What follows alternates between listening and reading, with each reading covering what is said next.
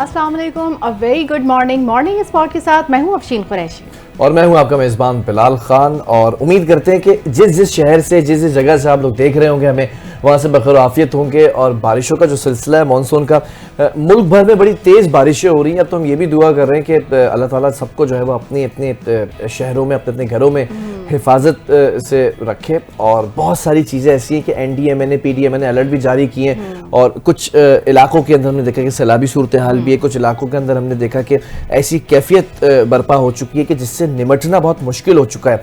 और इसी के साथ साथ बहुत सारी स्टोरीज आज हमने समाप्त की हैं। कुछ कल स्टोरीज थी, वो भी जो है वो हम करना चाह रहे थे, लेकिन टाइम की कमी की वजह से आज उनको शामिल करेंगे। लेकिन हम शुरू करते हैं हमेशा अच्छी बातों से पहले मैं बताऊं कि कहीं सैलाबी सूरत हाल है, कहीं बारिशें हैं, तो कहीं जलजले भी आ रहे हैं। तो जब मैं कराची का सोचती हूँ कि यार यहाँ बारिश क्यों नहीं हो रही, फिर मैं ये सब देख के कहती हूँ कि भाई शुक्र है अल्लाह का, जैसा भी मौसम है अल्हम्दुलिल्लाह बेहतर है। अब हीट वेव से हम निकल आए हैं, कम से कम जैसा मौसम चल रहा है वही ठीक है। अच्छा, आपको लगता है कि कराची के अंदर अगर इतनी इस हद तक बारिश हो तो क्या कराची बर्दाश्त कर सकता है? नहीं, कराची ही तो बर्दाश्त नहीं कर सकता। यही तो मैं कह रही हूँ कि बाकी जगह तो जैसे इस्लामाबाद, लाहौर, यहाँ पर तो फिर भी ड्रेनेज का निज़ाम कुछ ना कुछ बेहतर है, उसके बावजूद ये सूरत हाल है। सोचें कराची के पास तो कुछ भी ड्रेनेज का निज़ाम बेहतर नहीं है, तो अगर यहाँ पर कुछ हो जाए तो कितनी बड़ी तबाही होगी।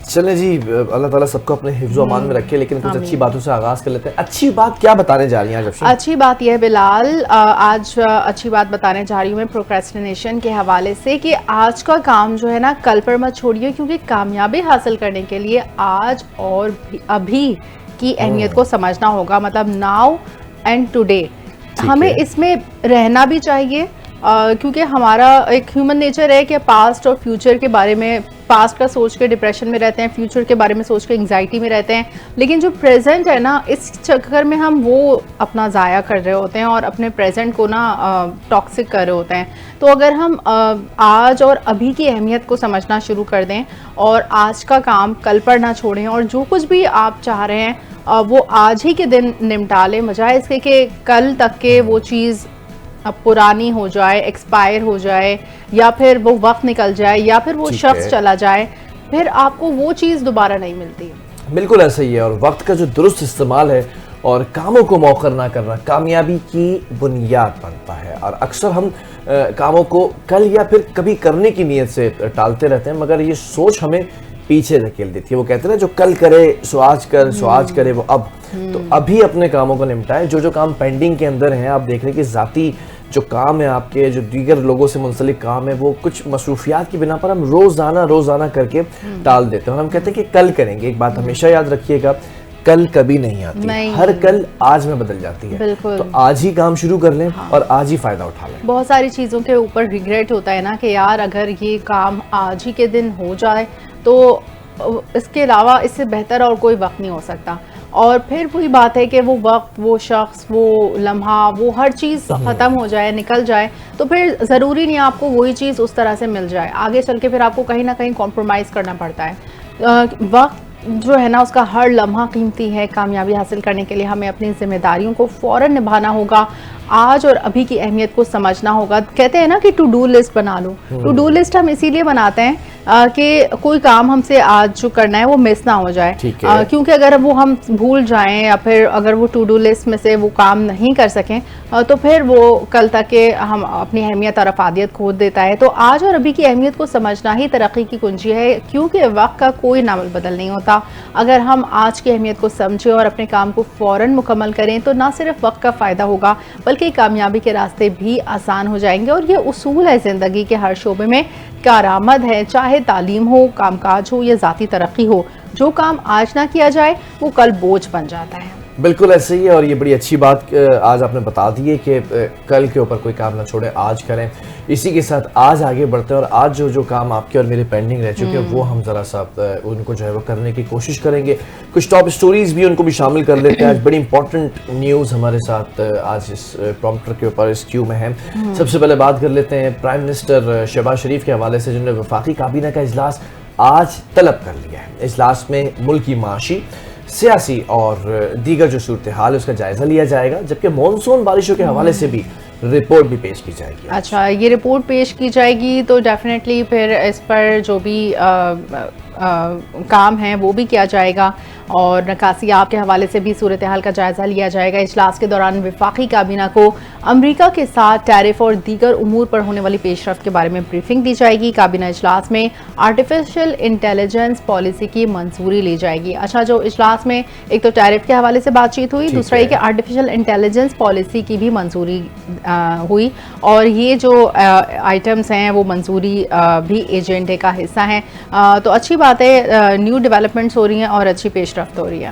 بالکل, اور کچھ مانسون پہ چلے جاتے ہیں. موسم کی جو اس وقت انگڑائیاں ہیں, بدلتی ہوئی جو کروٹیں ہیں, اس پر بات کر لیتے ہیں. ملک کے مختلف شہروں میں بادل برس پڑے ہیں, جبکہ اسلام آباد, راولپنڈی میں موسلادھار بارش بھی ہوئی ہے, جبکہ نشیبی علاقے زیر آب آ چکے ہیں. جیسے کہ آپ کو کچھ ہی دنوں سے ہم بتا رہے ہیں کہ واسا نے ہائی الرٹ جاری کرتے ہوئے رین ایمرجنسی بھی نافذ کر دی ہے. اور راولپنڈی میں سب سے زیادہ بارش ہوئی ہے. سید پور میں 90 ملی میٹر ریکارڈ کی گئی ہے. شمس آباد میں 80, کٹاریاں 78, پی ایم ڈی 55 اور پیر ودھائی 52 ملی میٹر بارش ریکارڈ کی گئی ہے. جبکہ مردان, سوات, ایبٹ آباد, مظفر آباد اور دیگر شہروں کی بات کی جائے تو وہاں پر بھی بادل برسے ہیں. ہری پور میں نشیبی علاقے زیر آب آ گئے ہیں, پانی گھروں میں داخل ہو گیا ہے, اور کالا باغ میں بھی موسلادھار بارش ہوئی ہے. اچھا, یہ بھی چیز جو ہے وہ سامنے آئی کہ جو ندی اور نالے اس میں طغیانی کی کیفیت ہے, جبکہ پنجاب اور جو کے پی کے ہے اس میں بارشوں سے سیلاب آ چکا ہے, اور ساتھ ساتھ لینڈ سلائیڈنگ کا جو خدشہ ہے وہ رسک اور زیادہ بڑھ چکا ہے. جبکہ بارشوں سے پہاڑی علاقوں کے برساتی نالوں میں بھی ہمیشہ ہم یہ دیکھتے ہیں جب بھی بارشیں ہوتی ہیں تو وہ نالوں کا جو تیز بہاؤ ہے اس کا امکان بھی بڑھ جاتا ہے. اسی طرح یہ یہاں پر ہوا ہے. جبکہ ایبٹ آباد کے علاقے کی اگر بات کروں میں تو درویش آباد ایک علاقہ ہے, اس میں بارش کے باعث مکان کی چھت بھی گر گئی, اور ملبے تلے دب کر جو ہے وہ 2 بچیاں بھی جاں بحق ہونے کی رپورٹ سامنے آ رہی ہیں. بہت افسوس ہوتا ہے یہ سب خبریں پڑھتے ہوئے کہ جب مکان کی چھت گرتی ہے اور لوگ, بچے, بچیاں, عورتیں, بوڑھے, بچے سب ظاہر اس کی زد میں آتے ہیں. کتنی بری موت ہوتی ہوگی. تو اللہ تعالیٰ ہمیشہ ناگہانی آفات اور سب چیزوں سے بچائے, بارش کو ہمیشہ رحمت کی بارش برسائے, کبھی زحمت نہ ہو کسی کے لیے. بالکل, آگے بڑھتے ہیں اور کچھ اور بھی سٹوریز ہمارے پاس موجود ہیں آپ سے شیئر کرنے کے لیے. ڈپٹی وزیر اعظم یعنی کہ نائب وزیر اعظم اور وزیر خارجہ اسحاق ڈار نے کہا ہے کہ ان کا دورہ امریکہ اور اقوام متحدہ ہر لحاظ سے کامیاب رہا ہے. جبکہ امریکہ اور یونائٹڈ نیشن کی اگر بات کی جائے تو 10 روزہ دورے کے بعد وطن واپسی پر اسحاق ڈار نے کہہ دیا کہ انہوں نے اقوام متحدہ کی سلامتی کونسل میں فلسطین کے ساتھ ہر بار مسئلہ کشمیر اٹھایا ہے.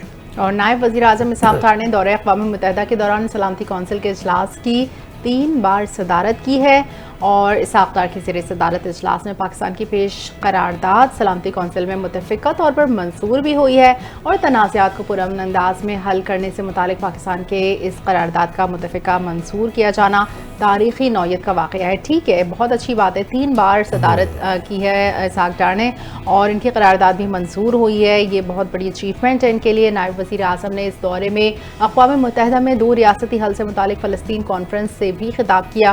اس کانفرنس کا اہتمام فرانس اور سعودی عرب سے نے کیا تھا, اور فرانس نے اس موقع پر بھی واضح کیا کہ وہ فلسطین کو بطور ریاست ستمبر میں تسلیم کر لے گا. اچھا, یہ فرانس تسلیم کر لے گا ستمبر میں.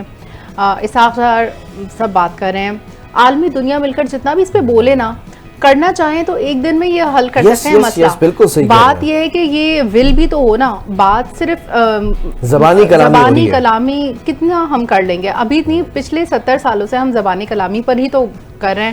کوئی اپنے موقف پیش کر کے اس کی قرارداد منظور ہو جا رہی ہے تو وہ اپنی واہ واہ کروا دے رہے ہیں.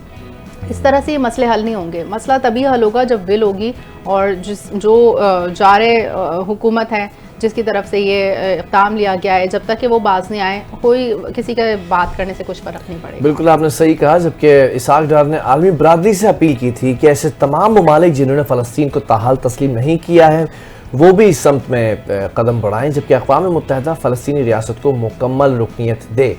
یہ خبر ہم نے آپ کو کل بھی بتائی تھی کہ رکنیت دینے کی بات کی گئی تھی. جبکہ وفاقی حکومت کی اگر میں بات کروں تو فیڈرل گورنمنٹ نے فلسطینی مسلمانوں کے لیے فوری امداد روانہ کرنے کا فائنلی اعلان کر دیا ہے, اور این ڈی ایم اے نے بھی سوشل میڈیا پر اعلان کیا کہ وزیر اعظم پاکستان کی ہدایت پر NDA میں 100 دن پر مشتمل 2 کارگو طیاروں کے ذریعے امداد بھجوائے گا. اچھا اتنی بڑی امداد بھجوائی جا رہی ہے، لیکن بات یہی ہے نا کہ وہ امداد پہنچ بھی رہی ہے کہ نہیں. نہیں، اس کو بھی میک شور کرے گی پاکستانی گورنمنٹ کہ وہ پہنچے وہاں تک. بالکل پہنچ، کیونکہ جو خبریں ہیں وہ تو یہی ہیں کہ ان تک امداد نہیں پہنچ رہی. کبھی دریا کے راستے دالیں بوٹل میں جمع کر کے دے رہے ہیں، تو یہ امداد تھوڑی ہے تو زیرے کے برابر ہے، ان کے منہ میں زیرے کے برابر ہے. آپ اتنے بڑے بڑے ٹرک بھیج رہے ہیں. یہ کیا بتایا گیا ہے کہ 2 ٹن یہ کارگو 100 ٹن پر مشتمل 2 کارگو طیاروں کے ذریعے امداد بھجوائیں گے.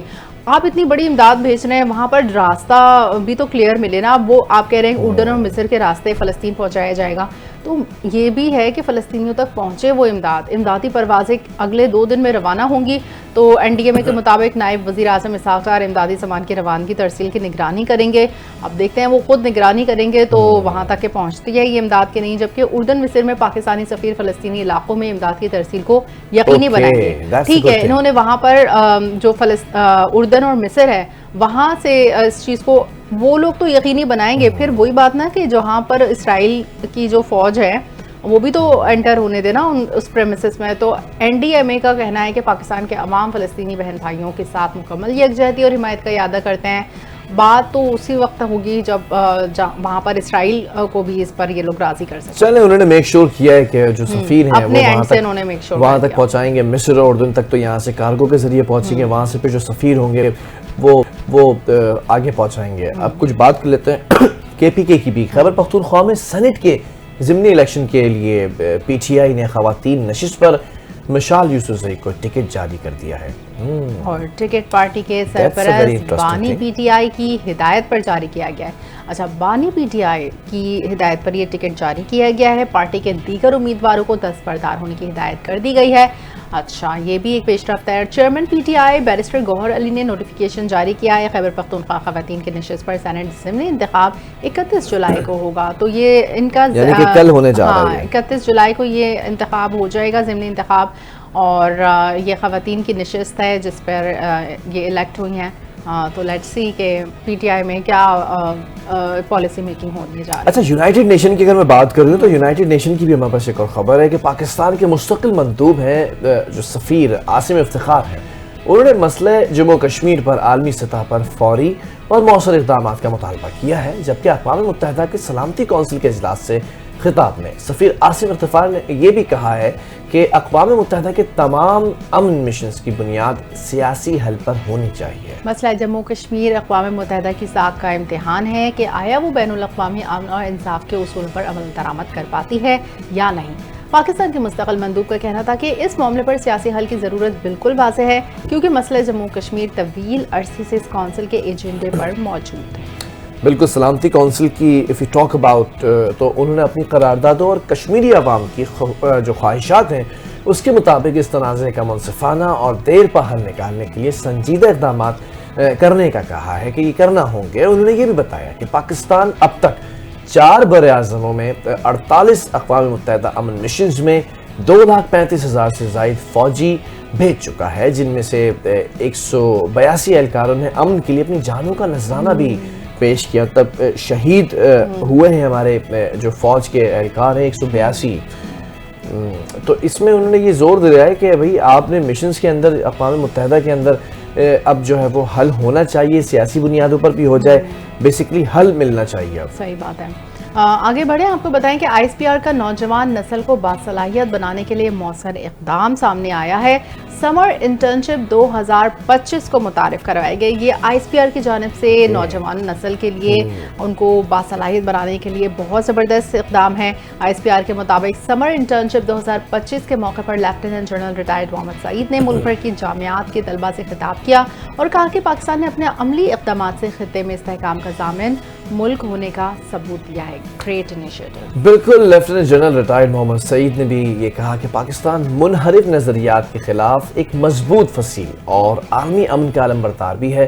جبکہ لیفٹیننٹ جنرل ریٹائرڈ محمد سعید نے یہ بھی کہا کہ بھارت خطے میں عدم استحکام کا سبب اور عالمی امن کے لیے خطرہ ہے، جو کہ خطرہ تو اب بن ہی چکا ہے وہ بیسیکلی. پاکستانی قوم خصوصاً نوجوان نسل کو پاکستان کی ترقی اور خوشحالی میں اہم کردار ادا کرنا ہوگا. یہ بھی ساتھ ساتھ کہا انہوں نے ان دی اینڈ کہ ہماری طاقت اتحاد، ایمان اور نظم و ضبط میں پوشیدہ ہے. بالکل، یونٹی، فیتھ اور ڈسپلن یہ تو بہت پہلے کہہ دیا گیا تھا کہ یہ ایسے اصول ہیں کہ اگر ان پہ کاربند ہو جائیں تو وہی ملک اور قوم ترقی کرتے ہیں. تو یہ بہت اچھا انیشیٹو ہے ایس پی آر کی جانب سے نوجوانوں کو باصلاحیت بنانے کے لیے سمر انٹرنشپ 2025 کا انعقاد کیا جا رہا ہے. تو کافی سارے بچے اس میں انرول ہونا چاہیں تو وہ انرول ہو کر آگے اپنے ترقی کا سفر جاری رکھ سکتے ہیں. کچھ بات کر لیتے ہیں پولیس مقابلوں کے حوالے سے. مقابلے بھی ہو رہے ہیں. شہر قائد کی اگر بات کریں تو مختلف علاقوں میں مبینہ پولیس مقابلوں میں 4 زخمیوں سمیت 7 ڈاکو فائنلی گرفتار کر لیے گئے ہیں. ملزمان سے اسلحہ، نقدی، موٹر سائیکلز اور موبائل فون بھی برآمد کیے گئے ہیں. ایف بی ایریا میں بلاک 22 میں لیاری ندی کے قریب پولیس اور ملزمان کے درمیان فائرنگ کا تبادلہ ہوا ہے اور 2 ملزمان زخمی حالت میں گرفتار کر لیے ہیں جبکہ ایک ساتھی فرار ہونے میں کامیاب ہو گیا ہے. پولیس نے گرفتار ملزمان کے قبضے سے اسلحہ، موبائل فون، نقدی اور موٹر سائیکل برآمد کی. چلیں نازم آباد کی بھی بات کر لیتے ہیں کہ اس میں بھی پولیس نے ایک مبینہ طور پر مقابلہ کیا جس میں ایک ڈاکو کو زخمی حالت میں گرفتار کر لیا گیا. مطلب سن کے ایک ریلیف مل رہا ہے نا، it's kind of another kind of relief. کہ جبکہ اس کا جو ساتھی تھا اس ڈاکو کا وہ موقع سے فرار ہو گیا. ملزم سے اسلحہ، دیگر قیمتی سامان برآمد ہوا ہے. اور زمان ٹاؤن کی بھی اگر بات کر لیں تو وہاں پہ بھی کورنگی 5.5 نمبر کے علاقے میں کارروائی کی ہے. مبینہ مقابلے کے بعد 4 ڈاکوؤں کو گرفتار کر لیا جن میں ایک زخمی بھی شامل ہے. جبکہ پولیس نے یہ کہا ہے کہ ملزمان سے پسٹل چھینے گئے، موبائل فونز، نقدی، پرس اور موٹر سائیکل برآمد ہوئی ہیں. اور مومن آباد میں بھی کارروائی ہوئی ہے اور اورنگی ٹاؤن 10 نمبر میں کارروائی کی گئی ہے. یہ بھی بڑا ہاٹ سپاٹ ہے. یہاں پر بڑے موبائل اسنیچنگ کی بڑی وارداتیں ہوتی تھیں. تو یہاں پر 2 ڈاکوؤں کو زخمی حالت میں گرفتار کر کے اسپتال منتقل کر دیا گیا ہے. الحمدللہ یہ تو کارروائی جو ہے کامیابی کے ساتھ منطقی انجام کو پہنچی اور امید ہے کہ اسی طرح سے مطلب ایک دور تھا جب موبائل اسنیچنگ کا اور اسٹریٹ کرائمز کا بہت زیادہ بوم تھا.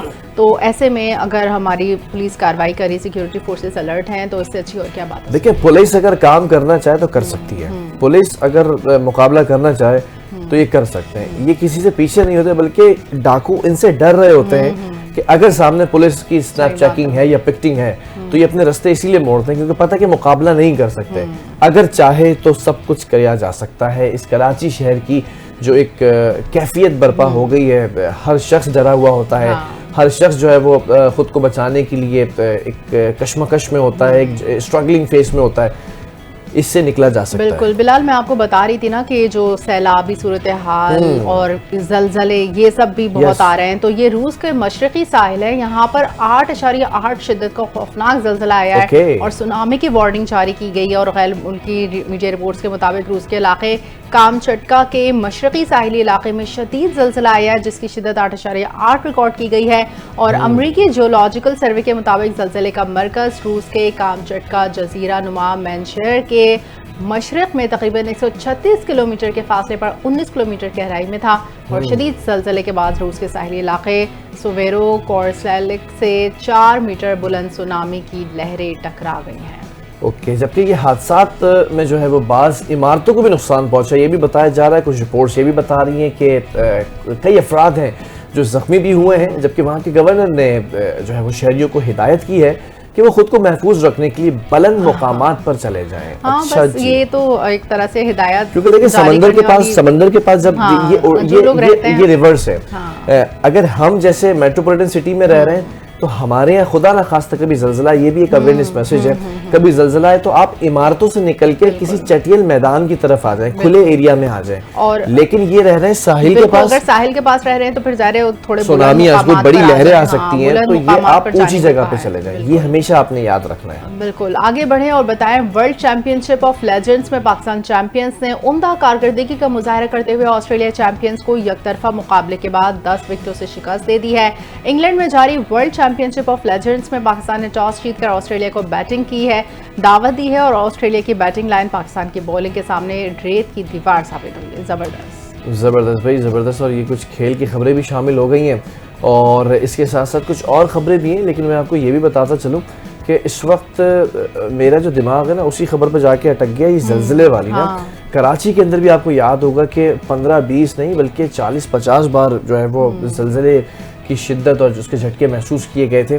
تو یہ دنیا کی جو اس وقت ڈائنامکس ہے نا, جو ٹیکٹونک پلیٹس ہیں, یہ بھی بتایا جا رہا ہے کہ وہ ٹیکٹونک پلیٹس اپنی لوکیشنز, اپنی جو جگہیں ہیں وہ تبدیل کر رہی ہیں, کہ ادھر سے پلیٹ ادھر آ رہی ہے, ادھر والی ادھر جا رہی ہے, تو یہ موو کرتے ہیں, اور اس کو عام زبان میں کہتے ہیں کہ زمین کروٹ لے رہی ہوتی ہے. تو یہ بھی کہا گیا کہ سال 2025 یہ ساری پلیٹس موو کریں گی, اور خدا نہ خواستہ کوئی بڑا جو ہے وہ ڈیزاسٹر نہ ہو جائے, لیکن پریڈکشنز کی گئی ہیں یہ پلیٹس کو موو کرنے کی, جیسے کہ گلوبل وارمنگ ہو گیا, موسمی تغیرات, تبدیلی, یہ سب چیزیں ہو گئیں کہ اس کی وجہ سے یہ سب چیزیں تو ہونی ہیں. لیکن اب ہم آپ کو لیے چلتے ہیں پاکستان کے خوبصورت کلچر اور ہیریٹیج کے لے کے آپ کو ایک خبر دیتے چلیں کہ نوابوں کی سرزمین بہاولپور کی جانب, جو نہ صرف اپنے محلات کی وجہ سے مشہور ہے بلکہ وسیع و عریض رقبے پر پھیلے صحرا کے باعث دنیا بھر میں اپنی خاص پہچان رکھتا ہے, اور دنیا کے 7ویں بڑے صحرا کو روہی کے نام سے بھی جانا جاتا ہے. بالکل چولستان کی یہ سیر کرا رہے ہیں اس وقت ہمیں جو ہمارے نمائندے ہیں حسنین. حسنین اپنی اس خصوصی رپورٹ کے اندر کیا بتا رہے ہیں, آئیے ذرا جی ایک نظر ڈالتے ہیں. چولستان پاکستان کے صوبہ پنجاب کے جنوب میں واقع ایک وسیع صحرا ہے جو ضلع بہاولپور, بہاول نگر اور رحیم یار خان کے علاقوں تک پھیلا ہوا ہے. اسے روہی بھی کہا جاتا ہے. اس کی تاریخ ہزاروں سال پرانی ہے اور یہ علاقہ تہذیب, تجارت, ثقافت اور جغرافیائی اہمیت کے لحاظ سے انتہائی منفرد مقام رکھتا ہے. چولستان کا قدیم تاریخ وادی سندھ کی تہذیب انڈس ویلی سویلائزیشن کا حصہ رہا ہے. یہاں موہنجو داڑو اور ہڑپا جیسی تہذیبوں کے آثار ملتے ہیں. چولستان میں 400 سے زیادہ قدیم بستیوں کے آثار دریافت ہوئے ہیں جو پانی کے پرانے نظام دریائے ہاکڑا کے کنارے آباد تھے. دریائے ہاکڑا چولستان میں ایک خشک دریا کا بہاؤ ہوا کرتا تھا جسے دریائے ہاکڑا یا سرسوتی کہا جاتا تھا. اسی کے کنارے پر پرانی تہذیبیں آباد تھی, لیکن جب یہ دریا خشک ہوا تو یہ علاقے ویران ہو گئے اور آہستہ آہستہ صحرا کی شکل اختیار کر گئے. اسلامی دور کا آغاز عربوں کی آمد کے بعد چولستان اور بہاولپور کے علاقے میں اسلام پھیلا. مختلف صوفی بزرگوں نے یہاں دین کی تبلیغ کی, جن کے مزار آج بھی چولستانوں کے قریبی علاقوں میں موجود ہیں. 18ویں صدی میں چولستان ریاست بہاولپور کا حصہ بنا. نواب آف بہاولپور نے یہاں قلعہ, سڑکیں اور تالاب تعمیر کیے. چولستان میں سب سے مشہور قلعہ ڈراور ہے جو صحرا کے وسط میں واقع ہے اور نوابوں کی شان و شوکت کا مظہر ہے. چولستان کے لوگ خانہ بدوش یا نیم خانہ بدوش ہوتے ہیں. ان کی زندگی مویشی پالنے, دستکاری اور محدود زراعت پر مبنی ہوتی ہے. اونٹ چولستان کی ثقافت کا اہم حصہ ہے اور یہاں ہر سال چولستان جیپ ریلی بھی منعقد ہوتی ہے. موجودہ دور میں چولستان آج بھی ایک خشک اور مشکل علاقہ ہے, لیکن حکومت نے یہاں پانی کا زرخیز ترقی منصوبہ اور سیاحت کے فروخت کے لیے کام شروع کیا ہے. آثار قدیمہ اور تاریخ قلعہ کی سیاحوں کو اپنی طرف متوجہ کرتی ہے. کیمرہ ٹیم کے ساتھ حسنین پرار, NTN نیوز, بہاولپور. اور ایک اور انٹرسٹنگ نیوز آپ سے شیئر کرتے چلیں. آپ کو یقین کرنا مشکل ہو جائے گا, لیکن جو ہونے جا رہا ہے وہ کسی فلم کا منظر نہیں بلکہ ایک حقیقت ہے. ذرا تصور کریں کہ ایک نوجوان گیمر اپنے کمرے میں بیٹھا پرسکون انداز میں گیم کھیل رہا ہے. موسم باہر طوفانی ہے لیکن اندر سب کچھ معمول کے مطابق ہے. اچانک آسمان سے ایک روشنی لپکتی ہے اور بجلی سیدھا اس کے کمرے کی کھڑکی کے راستے اندر داخل ہو جاتی ہے اور نشانہ بناتی ہے اسی گیمر کو جو اس وقت لاکھوں ناظرین کے سامنے ٹوئچ پر لائیو تھا. بالکل جی, ہم بات کر رہے ہیں کرسچن باورڈ کی, جو کہ نام جو ہے وہ یہاں پہ بتایا جا رہا ہے کہ کرسپی میچ سے جانے جاتے ہیں اس نام سے, اور وہ اپنی لائیو اسٹریمنگ کے دوران گیم کھیلنے میں مصروف تھے کہ اچانک ایک تیز چمک اور دھماکے کی آواز آتی ہے اور ان کی ویب کیم میں خرابی پیدا ہوتی ہے, اور اگلے لمحے وہ اچانک کرسی سے اچھل کر ہیڈ فونز کھینچتے ہوئے کمرے سے بھاگ جاتے ہیں. پورا منظر ایسا لگتا ہے کہ جیسے کوئی بالی ووڈ کی تھرلر فلم کا یہ جو ہے وہ کلائمیکس سین ہو. اور دلچسپ بات یہ ہے کہ سب کچھ لاکھوں ویورز یہ دیکھ رہے تھے, اور جو کمرے کی کھڑکی ہے اس کے باہر سے آنے والی اس تیز روشنی کے ساتھ ہی جو آواز آئی وہ ظاہر کرتی ہے کہ شاید بجلی کا کرنٹ ہیڈ فونز کے ذریعے اس کے جسم میں داخل ہوا ہے. اچھا یہ دیکھیں یہ جو گیمرز ہوتے ہیں لائیو اسٹریمنگ کے ذریعے لائیو ہوتے ہیں, ان کو آل اوور دا ورلڈ دیکھا جا رہا ہوتا ہے, اور یہ گیمرز ان کے ساتھ جو کچھ بھی ہوتا ہے وہ بھی کوئی نہ کوئی نیوز بن جاتا ہے. اب جیسے یہ چیز ہوئی, یہ بریکنگ نیوز بن گئی ہوگی تمام ناظرین کے لیے. کچھ لمحوں بعد وہ واپس آتے ہیں تو ہم ناظرین کو بتاتے ہیں کہ انہوں نے اپنے کانوں کے ذریعے جیسے بجلی گزرنے کا احساس کیا ہو, اور پھر ناظرین کی دلچسپی اور حیرت میں مزید اضافہ ہو جاتا ہے جب وہ ہنستے ہوئے کہتے ہیں کہ اگلے دن انہوں نے جم میں زندگی کی بہترین ایکسرسائز کی, شاید سپر پاور مل گئی ہو. ظاہر ہے جب وہ اس طرح کی ایک تو ہے نا کہ بجلی کا شوق, جو بھی بجلی ان کے میرے انگ میں ان کے کمرے کے راستے بجلی ان کے اوپر آ کے گر گئی, اور پھر اگلے دن ایکسرسائز بھی ان کی اچھی ہو گئی, تو انہوں نے سب کو ایسا شو کروایا کہ جیسے ان کو کوئی سپر پاور مل گئی ہو. تو اس واقعے کے بعد ہارورڈ نے فوراً اپنی بلیوں کو چیک کیا. خوش قسمتی سے وہ مکمل طور پر محفوظ نکلی اور کسی بھی جسمانی نقصان کی اطلاع نہیں ملی. دلچسپ بات یہ بھی ہے کہ اس واقعے کے بعد ان کی آن لائن کمیونٹی نے بھرپور محبت اور ہمدردی کا اظہار کیا, جس پر ہارورڈ نے ان کا شکریہ ادا کیا. اور ناظرین یہ واقعہ صرف ایک انتباہ نہیں بلکہ ایک یاد دہانی بھی ہے کہ آن لائن گیمنگ کرتے ہوئے سب کو اپنی حفاظت کے لیے جدید ٹیکنالوجی اور سیفٹی میجرز کو سنجیدگی سے لینا ہوگا, کیونکہ کبھی کبھار حقیقت فلم سے بھی زیادہ حیرت انگیز ہو سکتی ہے. بالکل, یہ ایک بڑی انٹرسٹنگ سی نیوز تھی, اور اس کے آگے بڑھتے ہیں اور بھی ایک انٹرسٹنگ سی نیوز ہے ہمارے پاس جو آپ کو بتانی ہے, آپ سے شیئر کرنی ہے کہ چاند پر رہائش کے خواب کو حقیقت میں بدلنے کی راہ ہموار ہونے لگی ہے. ہم نے ہی آپ کو ایک مہینے پہلے بتایا تھا کہ ایک پروجیکٹ لانچ کیا جا رہا ہے چاند کے اوپر, اور آپ بھی گھر بنا سکتے ہیں. اور چین نے اہم سائنسی سنگ میل عبور کر لیا ہے, جبکہ چینی لیبارٹری نے چاند پر اینٹیں بنانے والی مشین ایجاد کر لی ہے. یہ 3D پرنٹنگ سسٹم شمسی توانائی کو مرکوز کر کے چاند کی مٹی کو پگھلاتا اور اینٹوں کی شکل دے دیتا ہے. مشین شمسی توانائی کو مرکوز کرنے کے لیے ایک پیرابولک ریفلیکٹر استعمال کرتی ہے. یہ متحرک توانائی فائبر آپٹک بنڈل کے ذریعے منتقل کی جاتی ہے.